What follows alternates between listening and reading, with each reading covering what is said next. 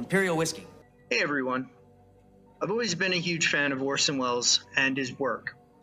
I've also been a big fan of the movie Ed Wood, and I always enjoyed the scene in which Ed gets to meet his hero, Orson Welles, in a bar.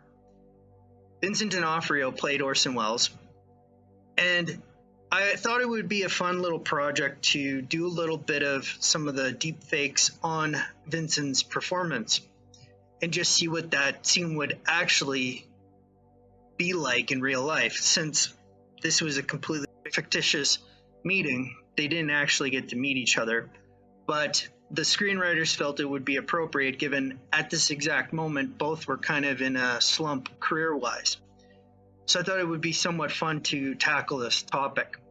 Now this is an interesting task and challenge to do because Orson Welles was a man who had various different looks throughout his life.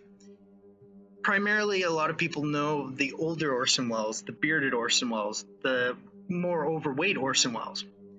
And I think when people would want to tackle this situation, they would probably maybe use a younger Orson Welles, which would be actually not very good because he looked very different as a young man. But around this period when he was making Touch of Evil, this would have been around in the 1950s. And Peter Bogdanovich, the director, actually said that he would have looked, since he's very heavily made up in the movie Touch of Evil, you don't really get an idea of how he would look, but... Physically the most grotesque character. Yes, it's pretty grotesque. And I gave a dinner party not long after I started the picture for all my old producer friends and big star friends, the old Hollywood brigade. My wife laid on a splendid meal, and I was a little late, so they were all there having their drinks before we would sit down. I came in order to arrive in time in my makeup and costume. And they all said, "How are you, Orson? You're looking great." Peter said that he would have been around, he would have looked out of makeup kind of like the way he looks in Lucy Meets Orson Welles on the I Love Lucy show. So we can kind of see what Orson somewhat looks like. So he's a little bit older, a little bit heavier than he would be from, let's say, Citizen Kane, but he wouldn't be as old. So I ran a few different kind of experiments to see what the looks were.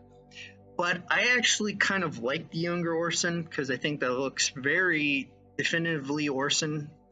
But a lot of people aren't too familiar with this like middle-aged kind of shaven Orson Welles. So I kind of did a blend of a few different aspects of each to kind of have a real good compromise. Do you know, I can't believe it. That sounds just exactly like my problems. It's the damn money, men. You never know who's a windbag and who's got the goods. And then they all think they're directors. Ain't that the truth? Do you know that I've even had producers recut my movies? I hate when that happens. And they're always trying to cast their buddies. It doesn't even matter if they're right for the part. Tell me about it. I'm supposed to do a thriller at Universal, but they want Charlton Heston to play a Mexican. You never know who's a windbag and who's got the goods.